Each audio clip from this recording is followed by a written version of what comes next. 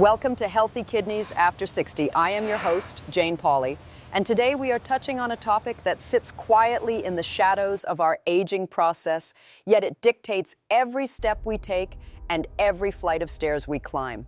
We often hear that getting older means getting weaker. But what if I told you that the very food you think is helping might be failing you? To help us navigate this, I am honored to welcome a man who has spent over 5 decades studying the human body, Dr. Sanjay Gupta. Dr. Gupta, thank you for being here with us.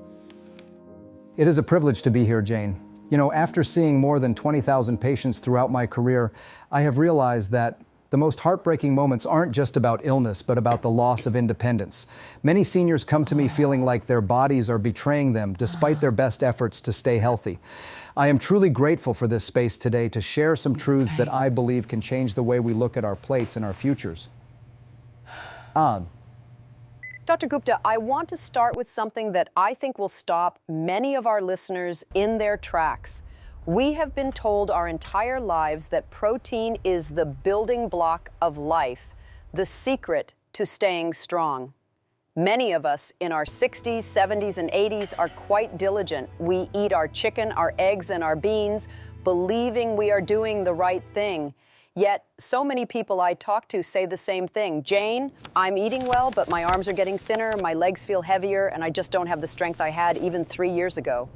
It feels like a losing battle against time. Why is it that as we get older, the very protein we consume seems to stop working? Is there a biological glitch that happens once we cross that 60-year milestone? Or have we been following an outdated manual all this time? Jane, you've touched on a profound frustration that I see in my clinic every single day. It is a phenomenon we call anabolic resistance. Think of it like a rusty lock. When you are 20 or 30 years old, your muscles are like a brand new, well-oiled lock. You put the key in, which is the protein you eat, and the door to muscle growth swings wide open. But after 60, that lock gets stubborn. You can have the right key, you can push as hard as you want, but the door barely budges. Research from leading institutions like Harvard and the University of Texas has shown us that after age 60, we start losing about 3% of our muscle mass every single year if we don't intervene correctly. It isn't just that we are getting older, it's that our bodies become less efficient at turning that steak or those eggs into actual muscle fibers. This isn't a small decline, it's a silent emergency that affects our balance, our metabolism, and even our cognitive health. A silent emergency, that is a heavy phrase to process. It suggests that while we are sitting at our kitchen tables enjoying what we think is a nutritious meal, our muscles might actually be starving in a land of plenty. I think about my friends and neighbors who are so proud of their light diets, perhaps just a piece of toast and a boiled egg for breakfast. They feel they are being healthy by not overeating. But are you saying that by eating these traditional amounts, we are actually allowing our muscles to waste away because we aren't hitting some kind of hidden threshold? How did we miss this for so long? And what does the science actually tell us about the sheer volume of muscle we are losing while we think we are doing just fine? It is exactly as you describe, Jane. It is a state of starving in plenty. The traditional nutritional guidelines we grew up with were often designed for younger adults, but a 70-year-old body has completely different biochemical needs. When we look at the data, the reality is startling. By the time someone reaches 80, they may have lost up to 40% of their total muscle mass compared to their youth. This isn't just about not being able to lift a heavy suitcase. Muscle is an endocrine organ. It regulates your blood sugar and keeps inflammation at bay. When that muscle disappears, everything else starts to fail. The tragedy I see is the person who eats a small yogurt or one egg and thinks they've checked the protein box. In reality, because of that anabolic resistance I mentioned, that small amount of protein doesn't even wake up the muscle-building machinery. It's like trying to start a large bonfire with a single match in the wind. The fire never catches. We have to change the conversation from just eating protein to triggering muscle synthesis. And that requires a level of precision we simply weren't told about decades ago. It sounds like we are talking about a total shift in strategy. If the old way isn't working, if the match isn't starting the fire, then we are essentially wasting our efforts and our money on food that isn't serving its purpose. It's frightening to think that 3% of our strength could be vanishing every year while we watch from the sidelines. I want to dive deeper into this because if our listeners are like me, they want to know exactly where the breakdown is happening. If it's not just about the quantity of what's on the fork, then what is the missing ingredient? Is there a specific spark we are failing to provide that could turn this around and actually make our muscles listen again? You've hit the nail on the head, Jane. The spark is missing, and that spark has a name, leucine. But before we get into the specifics of that, we have to acknowledge the emotional weight of this. When a patient tells me they feel frail, they aren't just talking about physical weakness. They are talking about the fear of falling, the fear of losing their driver's license, or the fear of not being able to pick up their grandchildren. The science shows us that the decline is not inevitable if we understand the anabolic threshold. To overcome the resistance of an aging body, we don't just need protein. We need a concentrated burst of specific amino acids to signal the body that it's time to build. If we don't hit that threshold in a single sitting, the body simply uses that protein for fuel or excretes it, and the muscles continue to wither. We've been focusing on the wrong metrics for too long, and it's time we provide the body with the loud, clear signal it needs to stay strong and resilient. Dr. Gupta, there is a certain resignation that I see in the eyes of many people my age, a quiet acceptance that our bodies are simply meant to fail us as the years pass by. We wake up with stiffer joints, we walk a little slower, and we tell ourselves that this is just the tax we pay for a long life. It is heartbreaking because people try so hard to stay active and eat well, yet they still feel their strength slipping through their fingers like sand. I wonder if you have encountered someone who followed all the traditional rules of health, someone who was disciplined and careful, but still found themselves facing this terrifying decline in vitality. Is it possible that the very routines we consider healthy are actually insufficient to protect us from becoming frail and dependent in our later years? Jane, your observation is so poignant because it reflects the reality of a gentleman I treated named Robert Miller, a 68-year-old retired engineer living in Austin, Texas. Robert was a man of habit and discipline who took great pride in his health, and every single morning for 20 years, he ate 2 hard-boiled eggs for breakfast because he believed he was fueling his muscles. But when he came into my office, he sat down with a heavy sigh and looked at his own hands, telling me that despite his morning routine and his daily walks, he felt like he was vanishing. He noticed that his sleeves were hanging loose where his biceps used to be, and he had started struggling to stand up from a deep sofa without using his arms to push off. Robert told me through a cracking voice that he felt like he was doing everything right, but his body was still closing shop on him. He represents millions of seniors who don't realize that 2 eggs only provide about 12 grams of protein, and more importantly, they don't provide nearly enough of the amino acid leucine to signal an aging body to keep its muscle. For someone like Robert, that breakfast was essentially a drop of water in a desert. It wasn't enough to trigger the biological machinery required to stop the wasting process. It is incredibly sobering to think that someone like Robert, with all his discipline and effort in Austin, could still be losing that battle because of a simple lack of information. When you see a patient like him who is clearly trying his best but failing, how do you explain the bridge between what he thinks is health and what his biology actually demands? It seems like there is a deep psychological blow that comes with aging when you realize your hard work isn't paying off. And I imagine many of our listeners are feeling that same sense of confusion and hidden fear right now. How do we begin to tell them that being weak isn't a mandatory part of being old if they just change the way they communicate with their own cells? That psychological blow is often more painful than the physical weakness itself because it steals your confidence and your sense of self. Robert looked at me and asked if he was just destined to become like his father, who spent his final years confined to a wheelchair, and I had to tell him that his father's fate didn't have to be his. I explained to him that as we age, our bodies become deaf to the signals of small amounts of protein, and what he thought was a nutritious breakfast was actually leaving his muscles in a state of constant breakdown. We talked about how the human body is incredibly resilient, but it requires a specific key to unlock its potential after 60, and without that key, no amount of traditional healthy eating will stop the march of sarcopenia. I saw the relief in his eyes when he realized it wasn't a personal failure or a lack of will, but rather a biological misunderstanding that we could fix. It is a conversation I wish I could have with every senior in America because the fear of losing independence is the greatest shadow over the golden years, and it is often a shadow we can chase away with the right knowledge. So for Robert and for everyone listening, the realization is that the normal decline we've been taught to expect is actually a manageable condition.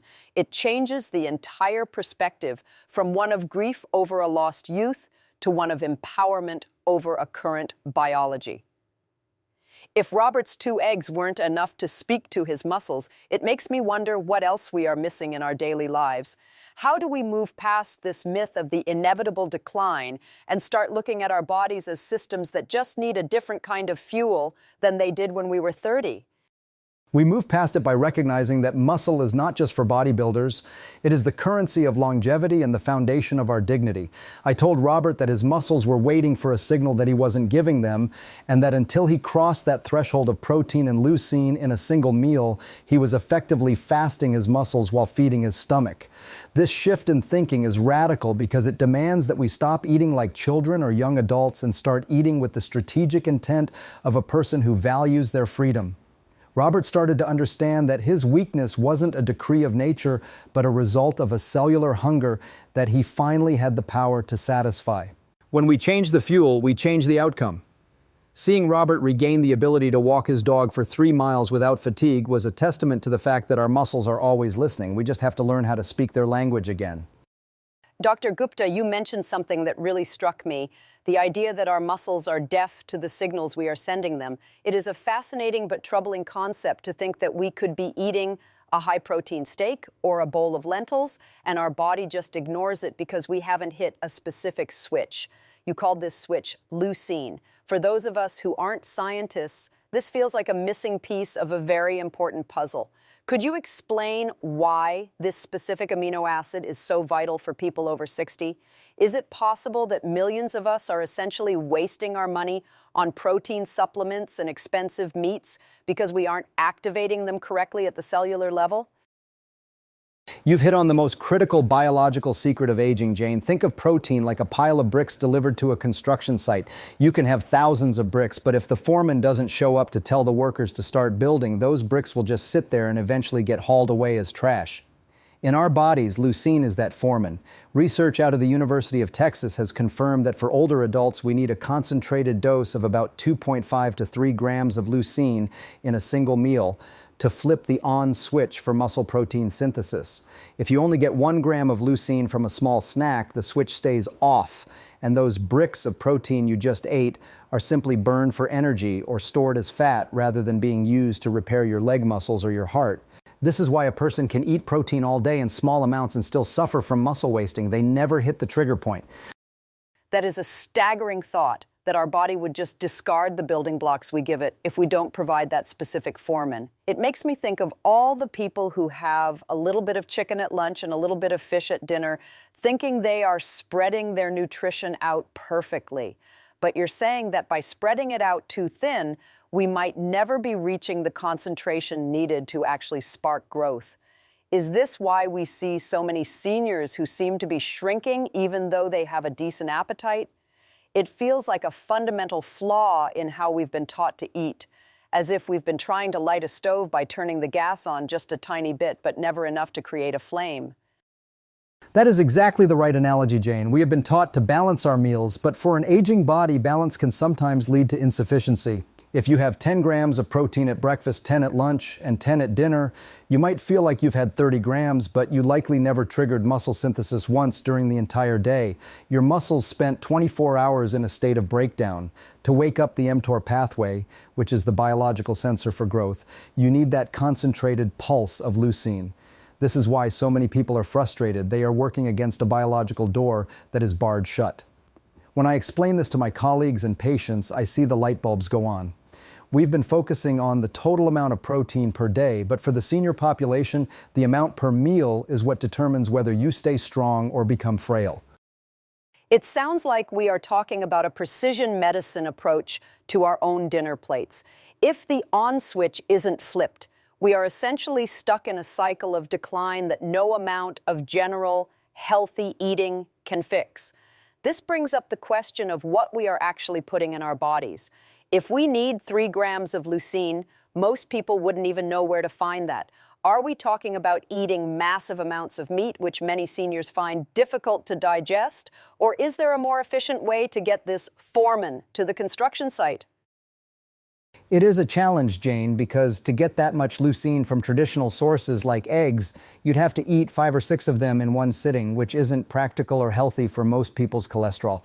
This is where the science of plant-based proteins and specific superfoods becomes so exciting. We've found that certain seeds and legumes are incredibly dense in leucine and can trigger that muscle synthesis much more efficiently without the heavy saturated fats or digestive strain of large amounts of animal protein. The key is knowing which sources have the highest concentration of this anabolic trigger.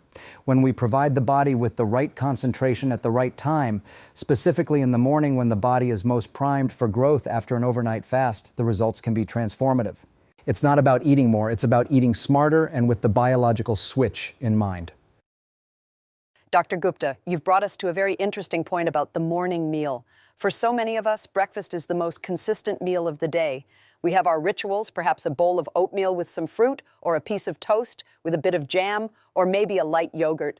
We've been told for decades that these are the heart-healthy choices. But as I listen to you talk about the need for a pulse of protein and the importance of leucine, I'm starting to worry that our beloved breakfast rituals might actually be working against us. Could it be that the very meals we think are protecting our health are actually leaving our muscles vulnerable? Have you seen this play out in your practice, where a seemingly perfect diet led to a disastrous physical outcome?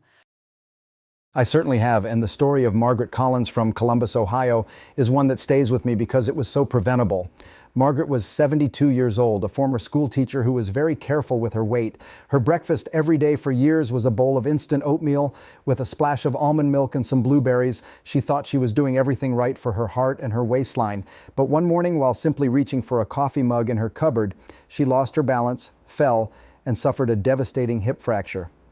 When I reviewed her case, it became clear that while her heart was okay, her muscles were profoundly weak, a condition called sarcopenia. Her breakfast provided almost zero leucine and very little usable protein. Because she wasn't triggering her muscles in the morning, her body was actually breaking down its own muscle tissue to get the amino acids it needed for other functions. Her healthy-looking breakfast was actually a recipe for muscle wasting and ultimately that life-changing fall. That is a terrifying thought, that a woman like Margaret in Columbus could be so diligent and yet so fragile that a simple reach for a mug could change her life forever. It highlights the hidden danger of empty, healthy foods. We think we are safe because we aren't eating junk food, but if we aren't eating building food, we are still at risk. When you talked to Margaret after her fall, how did she react to the news that her oatmeal might have been part of the problem? It must be a shock to realize that the sugar-free or low-fat options we've been sold are actually depriving us of the strength we need to just stand upright. Margaret was heartbroken and frankly, she was angry. She felt she had been misled by decades of nutritional advice that focused solely on avoiding fat and cholesterol while ignoring the vital necessity of maintaining muscle mass. I explained to her that when we eat a breakfast high in simple carbohydrates like oatmeal or toast and low in high-quality protein, we spike our insulin but leave our muscles starving. For a woman her age, that lack of muscle meant she had no armor to protect her bones and no brakes to catch herself when she stumbled. We often focus so much on the killer diseases like heart disease that we forget the crippler diseases like sarcopenia. Margaret's story is a wake-up call that a breakfast without the right protein pulse is a missed opportunity that can have catastrophic consequences for our independence. It seems the stakes are much higher than just feeling a little tired. We are talking about the difference between staying in our own homes and needing assisted living. If the oatmeal and the toast aren't enough, it sounds like we need to completely redefine what a good breakfast looks like for someone over 60. It's not just about what we take out, like sugar or fat, but about the powerful things we must put in. What is the fundamental change we need to make to ensure we aren't ending up like Margaret, fragile despite our best intentions? The fundamental change is moving from a carb-first breakfast to a protein-first breakfast. I told Margaret that if she wanted to walk again with confidence, she had to stop treating breakfast as a light snack and start treating it as her most important biological intervention of the day. We need to aim for 25 to 30 grams of high-quality protein right out of the gate in the morning. This stops the muscle breakdown that happens while we sleep and starts the building process immediately. When we include sources that are rich in leucine and omega-3 fatty acids, we also dampen the inflammation that makes our muscles deaf to growth signals. It's a complete shift in philosophy, from eating for energy to eating for structure. Margaret eventually changed her routine, and seeing her regain her strength during physical therapy was a powerful reminder that it's never too late to start giving your body the signal it has been waiting for. Dr. Gupta, you mentioned something earlier that sounded almost too good to be true, that there is a plant-based source that can actually increase muscle synthesis by 47%. In a world where we are often told that meat is the only way to get real strength, this feels like a major breakthrough. For many seniors, eating a large steak or a heavy piece of pork for breakfast is just not appealing, and it can be hard on the digestion. If there is something from the plant kingdom that is even more effective at flipping that switch you mentioned, I think our listeners would be desperate to know what it is. Is this based on new clinical research? And how does it compare to the traditional proteins we've been talking about? It is a breakthrough, and it comes from a plant that many people might overlook, hemp seeds. Recent clinical studies have shown that the specific profile of amino acids in hemp seeds, when consumed in the right amounts, can boost muscle protein synthesis by nearly 47%. This is extraordinary because hemp is a complete protein containing all 9 essential amino acids, but it is particularly rich in edestin and albumin, proteins that are very easy for the aging gut to break down and absorb. I saw the power of this with a patient named Robert Miller. Wait, I should tell you about a different case that truly highlights the science meets nature aspect. Actually, let's look at how this specifically worked for the patients I've seen who were struggling with traditional diets. Hemp seeds are not just about protein, they are packed with omega-3 and omega-6 fatty acids in the perfect ratio, which reduces the inflammaging that blocks muscle growth. A 47% increase is a massive number in the world of physiology. It's the difference between a slight improvement and a total body transformation. And you mentioned that it's easier to digest, which is such a huge factor for people as they get older. I think about the cost too. Many high-end protein powders or organic meats are so expensive on a fixed income. Are we talking about something that is accessible to the average person? It sounds like we've found a superfood that has been hiding in plain sight, and I'm curious why it hasn't been the centerpiece of every senior's diet until now. It has been hiding in plain sight, partly because of the confusion between hemp and its cousin marijuana. But hemp seeds have no psychoactive properties whatsoever. They are purely nutritional powerhouses. In terms of cost, it's incredibly efficient. For about $2 a day, you can add a significant amount of hemp seeds to your meals and get more muscle building power than a much more expensive piece of beef. But the real magic is the leucine content. As we discussed, that 3-gram threshold is the key. Hemp seeds, especially when combined with other plant sources like pea protein or even a high-quality Greek yogurt, can easily push a senior over that anabolic threshold. It's a clean, anti-inflammatory way to fuel the body. I've had patients tell me that within just a few weeks of adding hemp seeds to their morning routine, they feel a sturdiness in their legs that they haven't felt in years. Sturdiness, that's a beautiful word. It's what everyone listening wants to feel. They want to feel anchored to the earth, not like they are floating or fragile. If adding something as simple as hemp seeds can provide that, it feels like a very small price to pay for such a large reward. It makes me wonder about the synergy of foods. Is it just the hemp seeds alone? Or is there a way to combine them with other things to create a super breakfast that acts like a medicine for our muscles? We've spent so much time talking about what's wrong with our current diets. I'd love to hear more about how this specific plant-based power can be the foundation of a new way of living.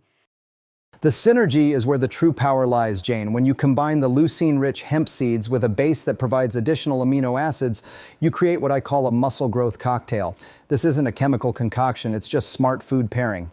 For example, adding hemp seeds to a bowl of Greek yogurt or a specialized plant-based blend creates a multi-stage release of protein.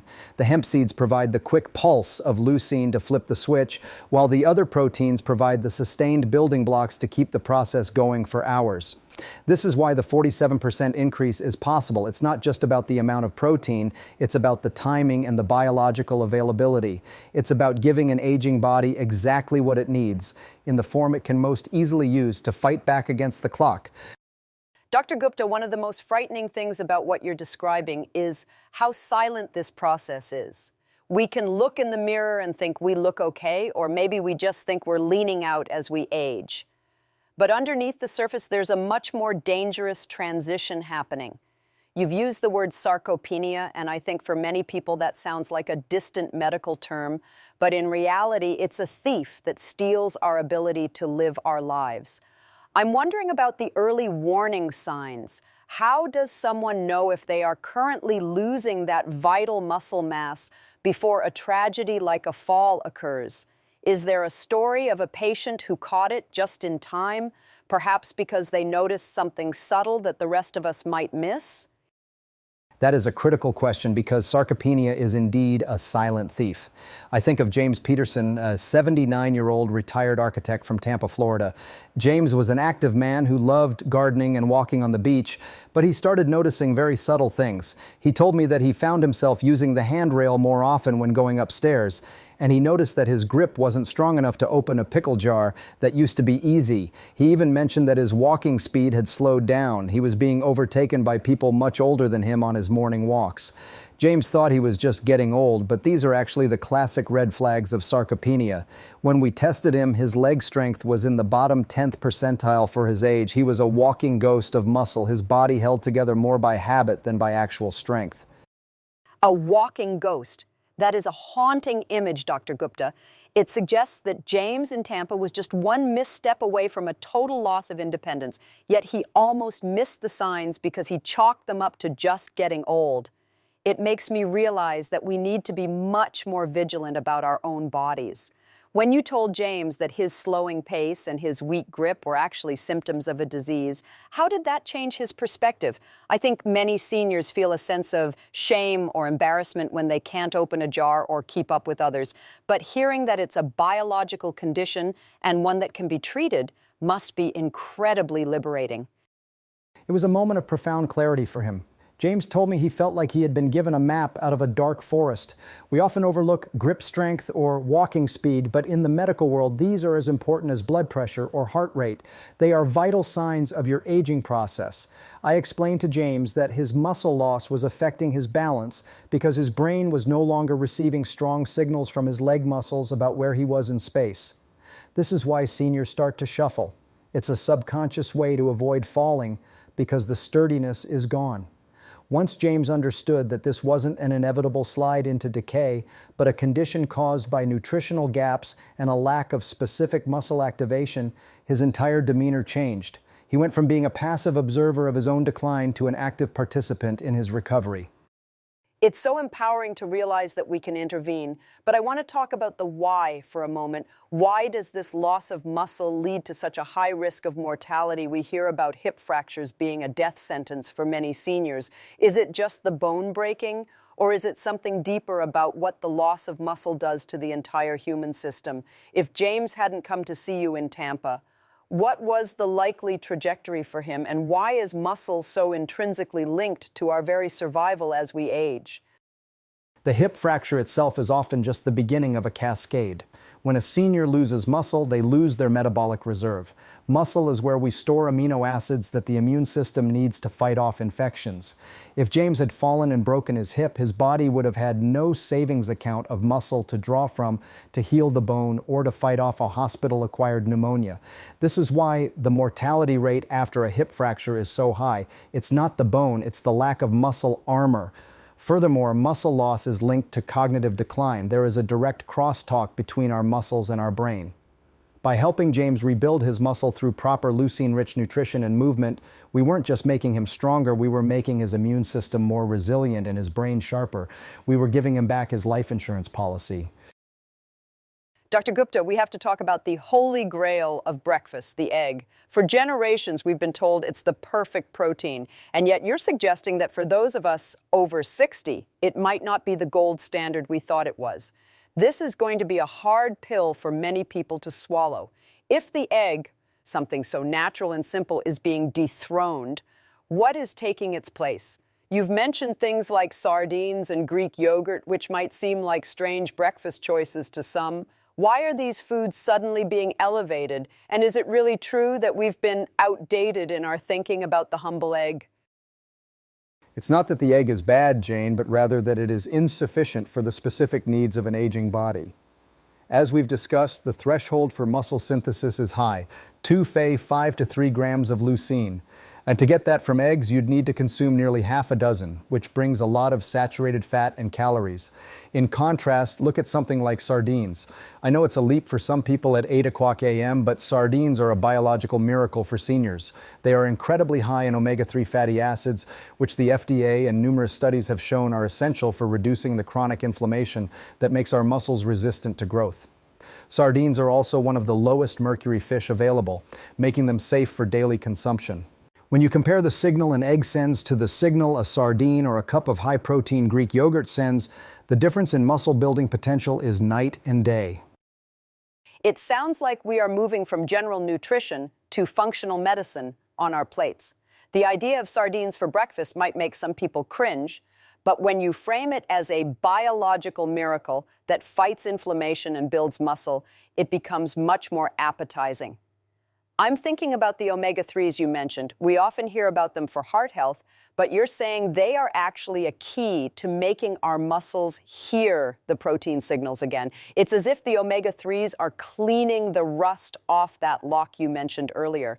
Is that why these foods are becoming the new superstars of the senior diet? That is exactly the right way to visualize it, Jane. Inflammation is like noise that prevents the muscle cells from hearing the music of protein. Omega-3s, specifically from sources like sardines or high-quality algae oils, act as a silencer for that noise. When you lower the inflammation, the leucine can do its job much more effectively. And let's look at Greek yogurt. It has double the protein of regular yogurt and is rich in leucine. If you take that Greek yogurt and stir in those hemp seeds we talked about, you have created a breakfast that is light years ahead of 2 eggs and toast. We have to be willing to evolve our habits as the science evolves. We are living longer than any generation in history, but to live well in those extra years, we can't rely on 1950s nutritional advice. It's a bit of a culture shock, isn't it, to think that our parents' breakfast of eggs and bacon was fine for their era, but for us, seeking to be vibrant at 80 or 90, we need a different toolkit. It feels like we are part of a new frontier of aging. For our listeners who are skeptical, what would you say to encourage them to try these new staples? Is there a noticeable difference in how one feels when they switch from the traditional egg breakfast to this more scientifically targeted approach? The difference is often felt in the first 2 weeks. Patients tell me they feel a surge of steady energy, not the spike and crash of a carb-heavy breakfast, but a deep-seated feeling of being fueled. They notice that their legs feel more reliable when they get out of a chair. It's about moving away from comfort food and toward power food. I always tell my patients, try it for 10 days. Replace the toast and eggs with a high-protein, leucine-rich bowl of Greek yogurt, hemp seeds, and maybe a few sardines on the side if you're feeling brave. Your body will give you the feedback you need. Once you feel that sturdiness and that clarity of mind that comes from proper fueling, you won't want to go back to the old way. We are not just eating to survive anymore, we are eating to thrive and to maintain the dignity of our independence. Dr. Gupta, we've spent a lot of time talking about the science and the dangers, but I want to ground this in hope. We've talked about how the body is waiting for a signal, and that implies that it's never too late to send it. I'm reminded of a patient you mentioned in the outline, Eleanor Brooks, who is 85 years old. 85! At that age, many people, and even some doctors, might say the die is cast and there's no point in changing. But Eleanor's story suggests something very different. Could you tell us about her? How did a woman in her mid-80s in Portland, Oregon, manage to turn the tide, and what did she actually change in her daily life to see such a dramatic result? Eleanor is a true inspiration, Jane. When I first met her, she was living in Portland and was beginning to feel that her world was shrinking. She was using a walker to get around her apartment, and she had given up her weekly bridge club because she was too exhausted to make the trip. She felt her body was fading out, but Eleanor was sharp as a tack, and she wanted to fight. We didn't do anything radical. We simply overhauled her breakfast. She stopped having her tea and dry toast and started having a daily power bowl, Greek yogurt, a heavy serving of hemp seeds, and some berries. We ensured she was hitting that 30-gram protein mark with at least 3 grams of leucine every single morning. Within 3 months, Eleanor wasn't just walking better. She actually put her walker in the closet and went back to using a cane, and eventually she was walking short distances completely unassisted. To go from a walker to a cane, and then to unassisted walking at 85. That is nothing short of a miracle. But you're saying it wasn't a medical miracle in the sense of a new drug. It was just a change in her morning bowl. It's so moving to think of Eleanor getting her social life back, her bridge club, her sense of being part of the world. It makes me wonder about the speed of the body's response. Many of us think that if we've been eating wrong for 20 years, it will take 20 years to fix it. But Eleanor saw results in months. Does the body really forgive us that quickly once we start giving it what it needs? The body is incredibly forgiving, Jane, and it is always in a state of flux. Even at 85, your muscle cells are constantly being broken down and rebuilt. The problem for Eleanor was that for years she was only doing the breaking down part because she wasn't providing the building blocks. As soon as we gave her that pulse of leucine and high-quality protein, her body said, finally, let's get to work. It's like a factory that's been sitting idle because the raw materials never arrived. Once the trucks show up, the machines start humming again. Eleanor told me that she felt like she had woken up physically. Her story proves that your biological age can be very different from the number on your birth certificate, and that nutrition is the most powerful tool we have to narrow that gap. I think Eleanor's story will give so much heart to our listeners who might feel they are too old to change. It's such a beautiful image, the walker going into the closet. It speaks to the idea that we don't have to accept a diminished life. But Eleanor had to be consistent, didn't she? This isn't a one-time fix. How did she stay motivated to keep up this new routine? And what was the most surprising thing she told you about her journey? Consistency was key, but the motivation came from the results. Once she felt that first bit of strength return, she was hooked.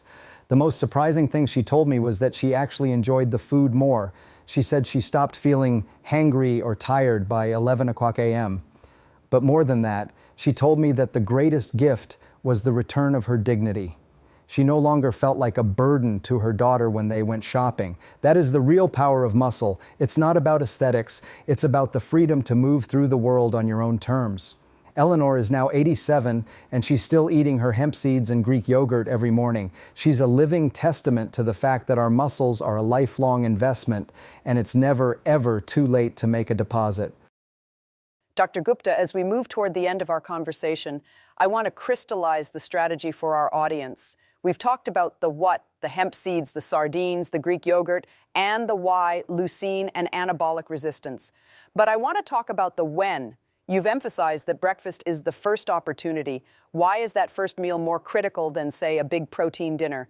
There is a fascinating study from McGill University that you mentioned in our notes about the distribution of protein throughout the day. What does that research tell us about why we can't just make up for a poor breakfast by eating a huge steak at night? This is a point of confusion for many, Jane. Most Americans eat very little protein at breakfast, a bit more at lunch, and then a massive amount at dinner. But the McGill University study showed that this lopsided distribution is a disaster for aging muscles. Your body can only process a certain amount of protein for muscle synthesis in one sitting, usually around 30 to 35 grams.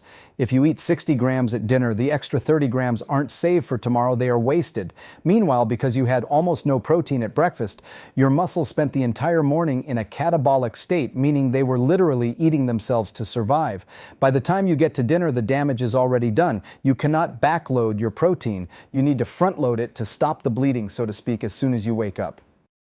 To stop the bleeding, that's a vivid way to put it. So while we are sleeping, Our body is in a state of breakdown, and if we don't interrupt that breakdown with a high-protein breakfast, we are essentially losing ground every single morning. It's like starting every day in a financial deficit and hoping to win the lottery at dinner time. It just doesn't work that way. For our listeners who are on a budget or who live in areas where fancy health foods aren't available, how can they implement this McGill University finding? Is this something that requires expensive supplements, or can we achieve this front-loading with basic, everyday items if we just know how to combine them? It absolutely does not require expensive supplements. This is about strategy, not wealth. You can get high-quality protein from very affordable sources like canned tuna, lentils, or even bulk-purchased hemp seeds and Greek yogurt. The key is the amount at that first meal. Instead of 1 egg, have 2 eggs and a side of cottage cheese. Or better yet, switch to that hemp seed-enriched yogurt bowl. The goal is to hit that 30-gram target as early as possible. When you do that, you put a shield around your muscles for the rest of the day. You are telling your body, we are in building mode, not survival mode. This simple shift in timing is one of the most effective ways to combat sarcopenia without needing a single prescription drug. It's incredibly empowering to know that the clock of our muscle health starts the moment we take our first bite of the day. It makes every morning feel like a fresh start, a chance to actually get stronger rather than just older. I think many people will be surprised to hear that they don't need more protein overall, just a better distribution of it. It's a message of efficiency and hope. As we look at the research, it seems the science is clear. If you want to be strong at 80, you have to win the morning. You have to win the morning to win the decade, Jane. When we look at the longest-lived people in the world, the blue zones, they don't necessarily eat massive amounts of protein, but they eat consistently high-quality, nutrient-dense meals that support their active lifestyles. For us in the modern world, especially with the challenges of anabolic resistance, we have to be even more intentional. Breakfast isn't just a meal. It's your first dose of medicine for your muscles. If you can commit to that one change, getting 30 grams of protein in your leucine trigger before 10 o'clock a.m., you are doing more for your long-term independence than almost any other single habit. It is the foundation upon which a vibrant old age is built. Dr. Gupta, we have covered so much ground today, from the biological lock of our muscles to the miracle of hemp seeds and the inspiring journey of Eleanor Brooks. But as we close, I want to talk about the spirit of aging. There is a prevailing myth in our culture that after a certain age, we should just take it easy, that we are supposed to fade into the background. But your message today is the opposite. You're telling us that our bodies are still capable of growth, of repair, and of resilience, even into our 90s. It's a message of profound dignity. What is the one thing you want someone listening to this, perhaps someone who feels they've already lost too much strength, to take away as they finish their coffee today? Jane, I want them to know that their body is not an old car that is just running out of gas. It is a living, breathing, adaptive system that is waiting for your instructions. I have seen 90-year-olds start a resistance training and nutrition program and see significant improvements in their muscle mass and cognitive function. The idea that we are done at 70 or 80 is a lie. Muscle is so much more than just physical strength. It is the physical manifestation of our will to live. It is what allows us to stay in our homes, to play with our great-grandchildren, and to keep our memories sharp. When you choose to eat that leucine-rich breakfast, you aren't just feeding your muscles. You are making a claim on your future. You are saying, I am still here and I am still fighting. Never let anyone, even your own reflection, tell you that it's too late to be strong. A claim on your future. What a powerful thought. It's about taking back the narrative of our own lives. I am so grateful for your wisdom today, Dr. Gupta, and for the practical, life-changing advice you've shared. You've given us more than just a diet plan. You've given us a reason to look at the second half of life with anticipation rather than dread. Thank you for your decades of service and for being such a passionate advocate for the health and dignity of seniors everywhere. It has been a true pleasure to have you on Healthy Kidneys After 60. Thank you, Jane. It has been a joy to share these stories and this science with you. To everyone listening, remember that every meal is an opportunity to rebuild. Don't be discouraged by where you are today. Focus on the signal you can send tomorrow morning. Your body is still listening, and it's ready to respond. Thank you for having me, and I look forward to hearing the success stories from your listeners as they reclaim their strength and their independence. Stay strong and keep moving forward. And to our listeners, thank you for joining us on this journey of discovery. We hope today's conversation has sparked a new way of thinking about your health and your potential. If you found this episode helpful, please subscribe to Healthy Kidneys After 60 so you never miss an insight that could change your life. Share this with a friend or a loved one who needs to hear that it's never too late to get their sturdiness back. We have many more deep dives into the science of aging gracefully coming your way. Until next time, I'm Jane Pauley, wishing you a morning filled with strength and a future filled with possibility. Goodbye for now.